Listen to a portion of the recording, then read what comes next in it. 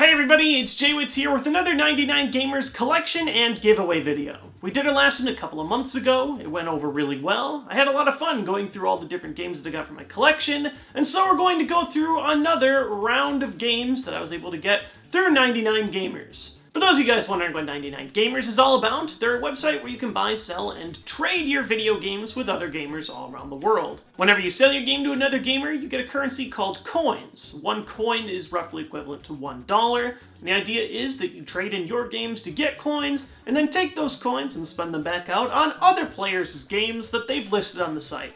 Once again, 99Gamers gave me 100 coins to spend however I wanted to, so I wanted to use the same guidelines from last time. I wanted to pick up games, if possible, that I haven't played before. I also wanted to pick up games that were awesome Nintendo games to go with the theme of the channel, and I wanted to look and compare the games that I picked up and try to get them at a cheaper price than what they were currently listed on at eBay. Alright, so starting things off, we've got Wario Land Shake It for the Wii.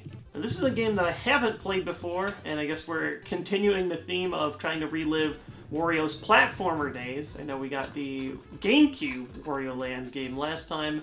While I do love the WarioWare series a lot, I do definitely also enjoy Wario's platforming games, and this one just looks gorgeous. It has this hand-drawn art style with really fluid animation that makes it look incredible, and it just seems to feature some of the usual Wario stuff. Chucking enemies, shoulder dashes, and grabbing as much treasure as you can. Also, by shaking the Wiimote, you can just throttle an enemy and pull out any items that they have, or coins from a sack.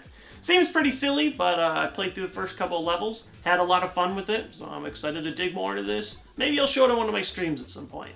And speaking of continuing themes from our last 99Gamers video, we've got another Mario sports title. This time, Mario Strikers Charged. It's essentially the Mario soccer game, but I really feel like this one on the Wii, which I didn't own, I owned the GameCube title, really just like amps up the whole game. That's a terrible pun.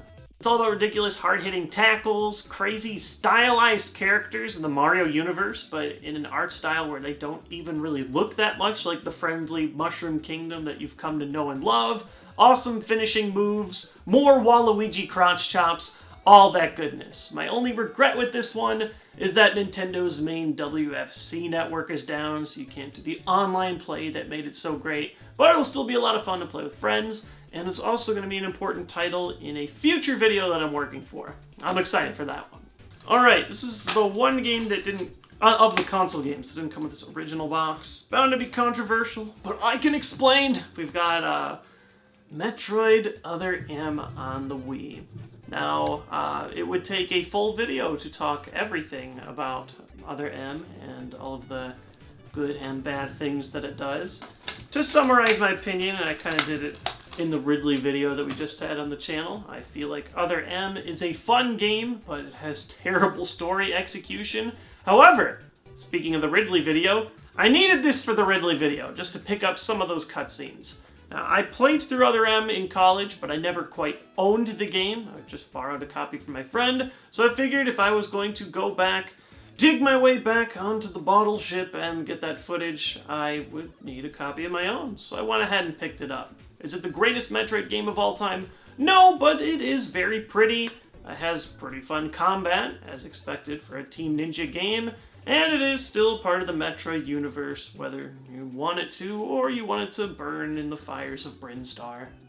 And last on our disc games is Viewtiful Joe 2. This is actually a game that I am shocked I have never owned or played, because I own and love both the original Viewtiful Joe and the Viewtiful Joe on the DS, but I've just never had the original sequel, Viewtiful Joe 2. It's Capcom produced and Clover Studio, and it's excellent. I guess it's kind of it's a 2D cel-shaded platformer slash beat-em-up with a lot of influences in classic film genres. I know that that's a lot of weird things at once. I guess that's kind of why it's a cult title, but man, is it a lot of fun. The graphical style really holds up to this day, and the combat is awesome. It revolves around a system where you can slow down time and speed it up, do ridiculous combos, and it's great.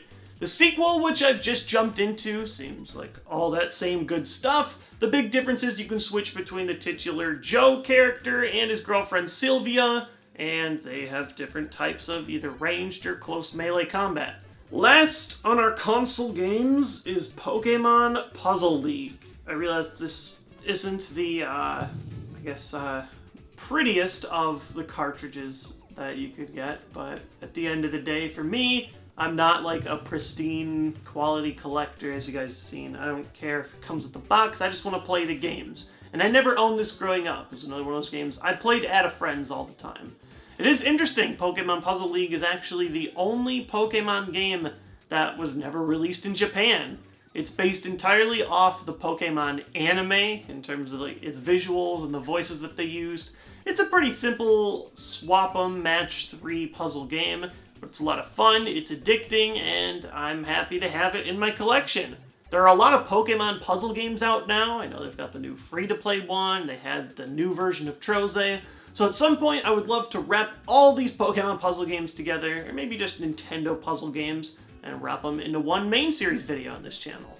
Alright, we're closing it out with 2 DS games here. I know these cartridges are going to be hard to see, but I'll throw some of the gameplay I was able to capture. We've got Pokemon Ranger.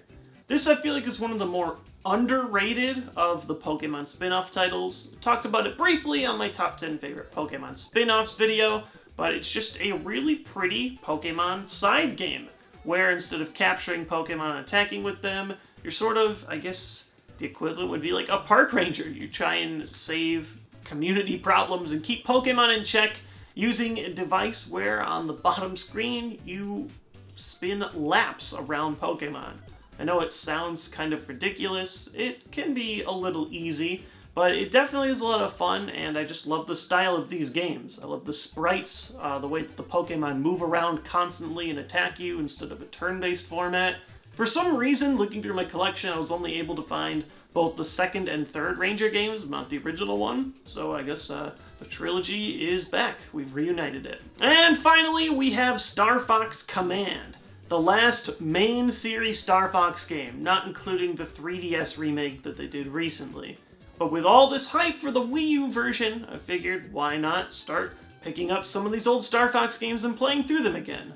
It's on the DS, so it is graphically dated, maybe a little bit, but it still looks good enough to play. Use the touchscreen to move around, shoot, and control. It works pretty well. The fidelity on the shooting is really good versus using like a second stick for aiming, or the main stick if you're going back to like the Nintendo 64 games.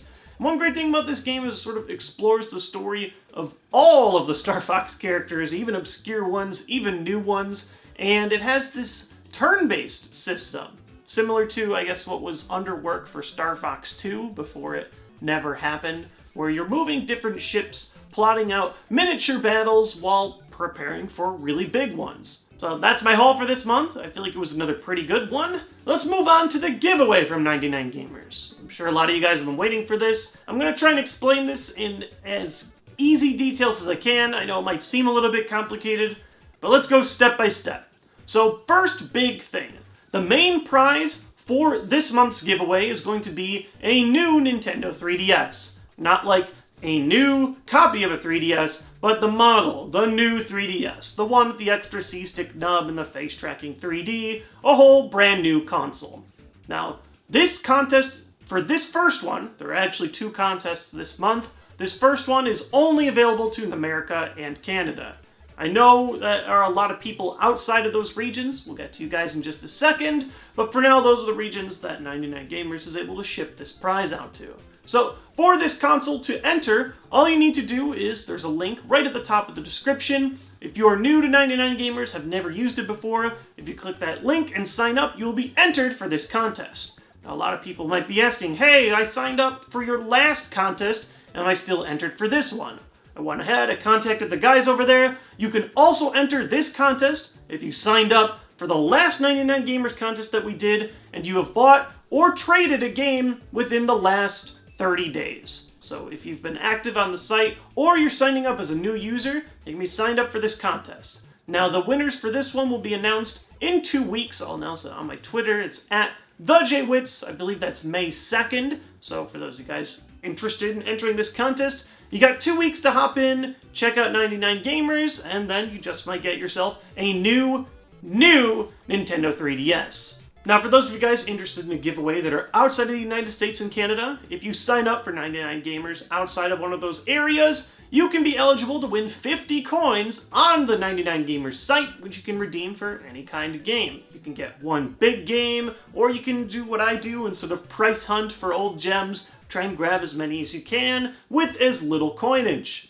I think at the time of this video launching, 99Gamers has just started opening up their website to more international countries outside of the United States and Canada, so they wanted to help out and provide a contest for you guys too, so that you can win something cool as well. Overall, that's everything we've got for today's 99Gamers collection and giveaway video. Again, if you're interested in the giveaway, the link to sign up is right at the top of the description, but I'll see you guys soon with more Nintendo content. Very likely using some of these games that we just picked up for today's video.